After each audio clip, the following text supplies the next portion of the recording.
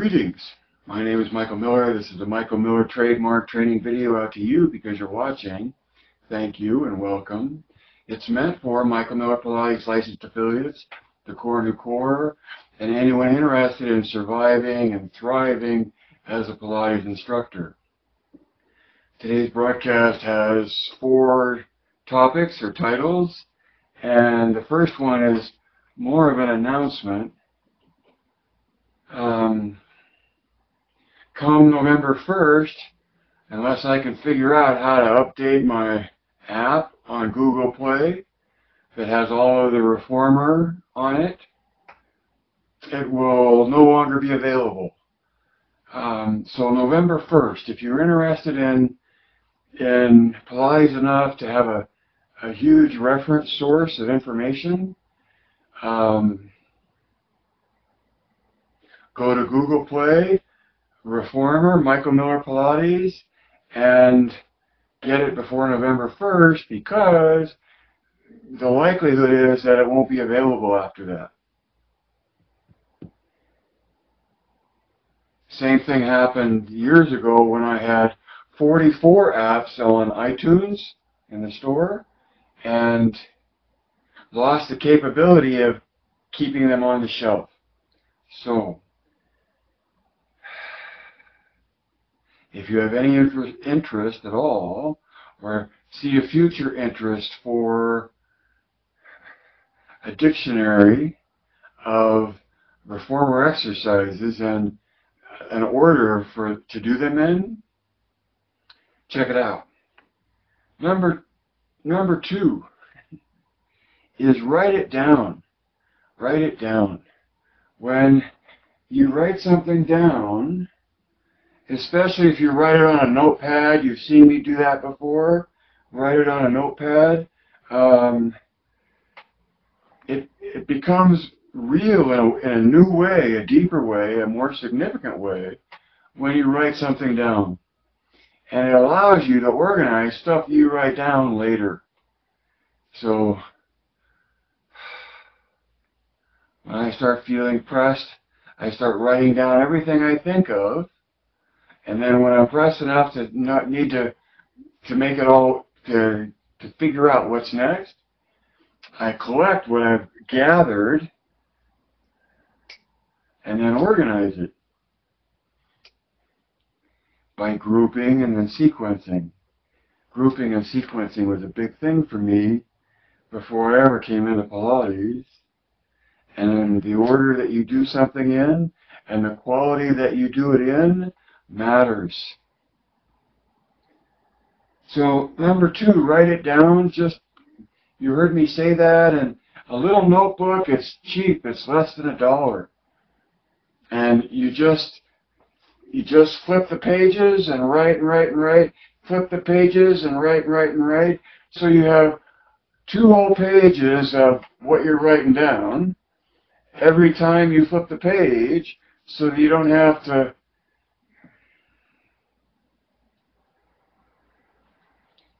I recommend trying it the way I'm recommending.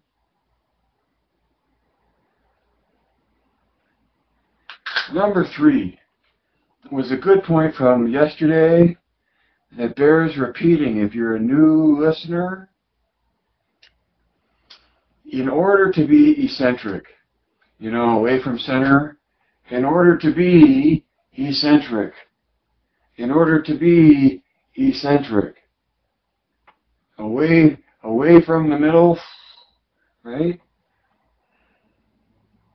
In order to accomplish that in your body, you have to start how? The title on Facebook will be, you have to start and then it will be blank. Because that's the point, and that's what I want you to remember, is that in order to be eccentric, you have to start at ease.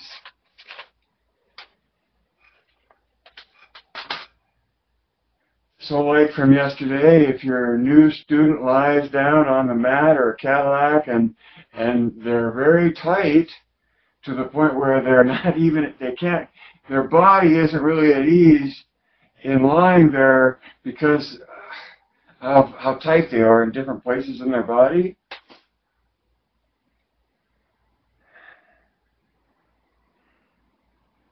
if you're at least aware of the notion that in order to really have an eccentric effort, meaning an effort that comes away from center, you can't start at an extremity in tension. That's why in backstroke on the long box and the reformer, I mean, all too often you shove your body into what fits, whereas either you're way too open to not be in spring tension before you start, or most commonly you pull into the position you think you want to be in your body, but you're under tension from the straps through the shoulders, and that's really, I think,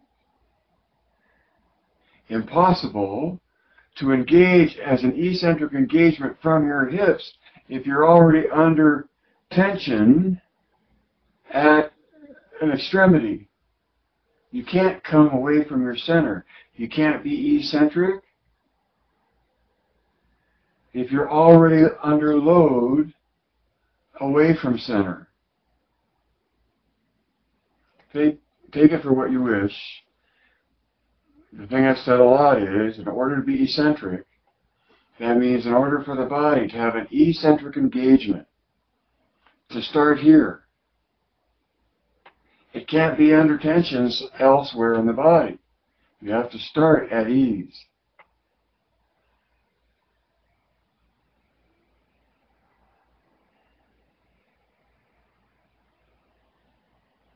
Number 4.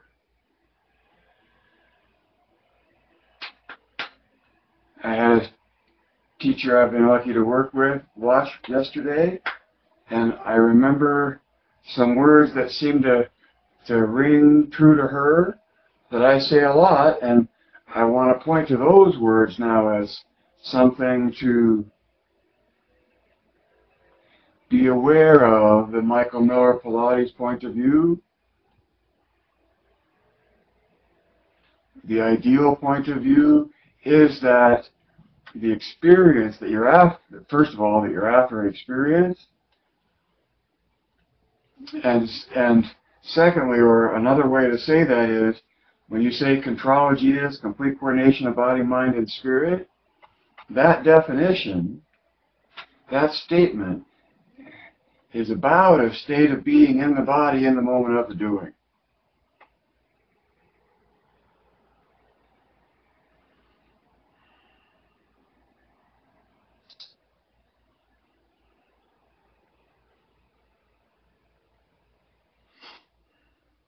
Number 5, I had to realize I hadn't numbered it yet, talking about the mat and teaching mat. Yesterday we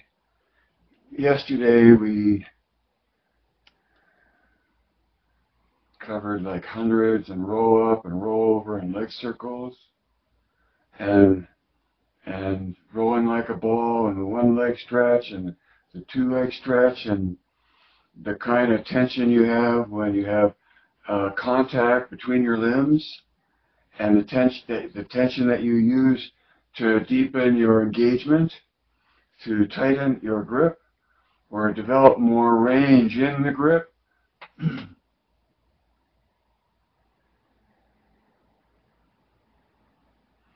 We got off into talking about pattern of movement insofar as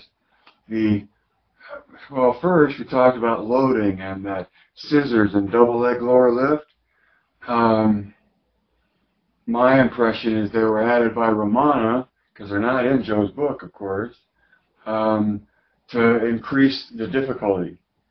Whereas it's a loading consistency, but perhaps overloads and slows down flow of the original choreography. You decide. You know, it's a sensation thing. And the elbow to knee we talked about yesterday was backfilled into this original work from the presence of rotation in the saw and the spine stretch we talked about yesterday, and how the saw is flexion and twist, and the spine twist is, I should say, twist and flexion, and the spine twist is twist in extension, trying to hold a straight line, moving further away from center. And so, for whatever else it might be there, it's consistent in the patterning that comes later in the mat.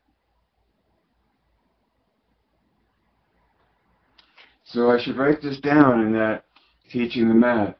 The mat is a song that has verses. I really like that comparison. Simile, did I say like? The mat is like a song with verses. Because the first verse in the Pilates mat sequence is called flat on your back. Or on your back. Right? And the second verse is called sitting up. Now what happens between the verses is that the words change, but the music stays the same. And so when you get to spine stretch from sitting up after elbow to knee, where are you where you've already been? Which is in the roll-up, right? You're really starting to roll up from a vertical spine, further away from center, consistent in pattern, flexion, extension, and then you're doing the roll-up from starting seated instead of supine.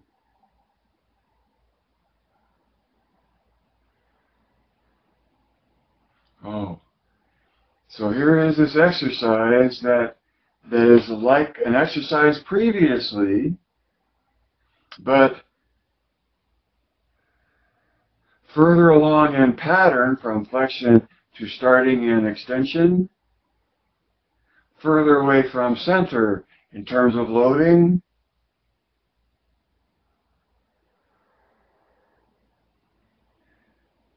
and so the spine stretch is followed by open leg rocker, yes? And doesn't that ring a bell? And of course that's rolling like a ball, more weight, further away from center.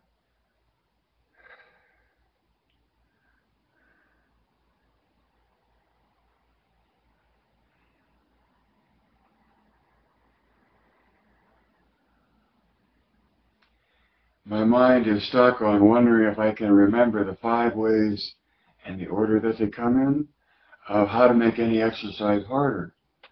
And the first, of course, is more weight, more load. Because in a way, the whole issue is about loading. More weight, further away from center. So you only have the load that you have, and you move it or hold it further away from center to be able to control that kind of load. And then more weight, further away from center. Fewer contact points, I think, might come next. And what I would say is the order you make things harder, the less contact points you have with the earth or anything else, the less you bear your own weight and stability in space. And then a change in tension and a change in tempo would be, I'm not sure how I would think of those in order, but more weight, further away from center, fewer contact points, more weight and further away, or fewer contact points, a change in tempo or a change in tension, that's how I think it usually comes out of me, are the 5 ways that you make something harder. And then, of course, how do you make something easier is in the reverse order. Change in tension, change in tempo, more contact points, less weight. I skipped one.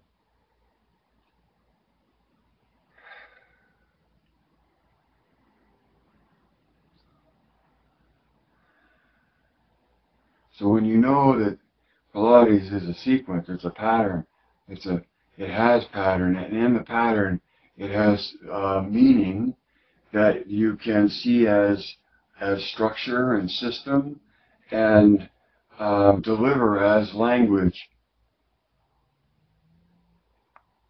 And so the tune that I'm playing is the view of Pilates as having the structure that allows you to perceive it as more than just exercises and recognize the exercises as words in a language.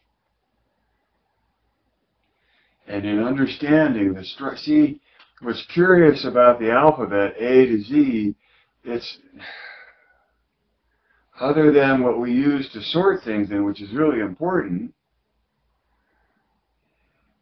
the order between the letters themselves doesn't have as much meaning, my opinion, as the order between the exercises. So not only is there an A to Z in the Pilates sequence, but each letter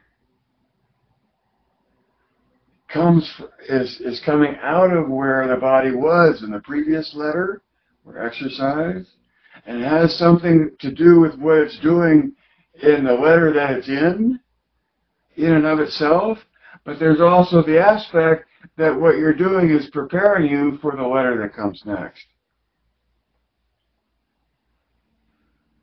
So when you're talking about the mat, or you're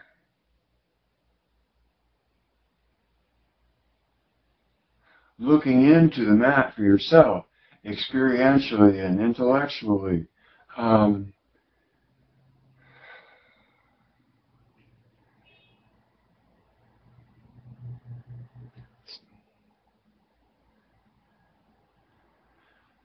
when you are introduced to the notion that there is pattern in the mat work, and that pattern can be then idealized and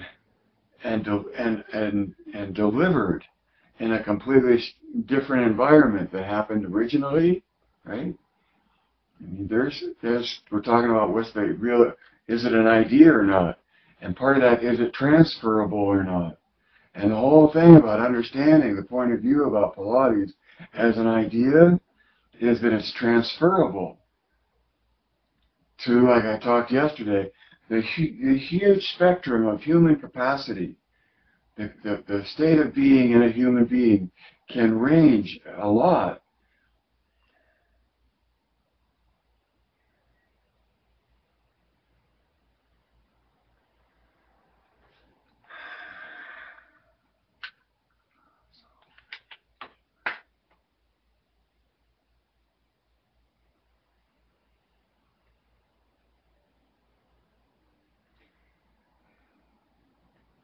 And I think maybe the one thing I'd say about teaching that and teaching Pilates in general is there comes a point where you find a degree of calm and peace because you know that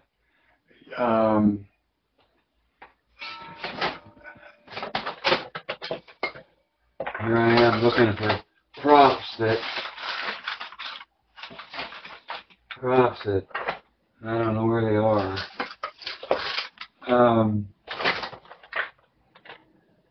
Sorry, I was looking for the prop that is a funnel, and so if you think of a jug of water and you're going to pour that water out, that every human being only has so much capacity to take in what you have to pour out.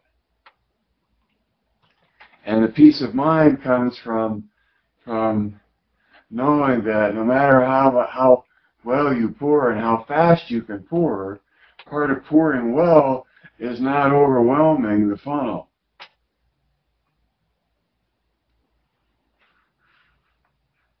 Life can't live forever. Read between the lines. See behind the curtain. Add two and two. Direct your thinking. Geist.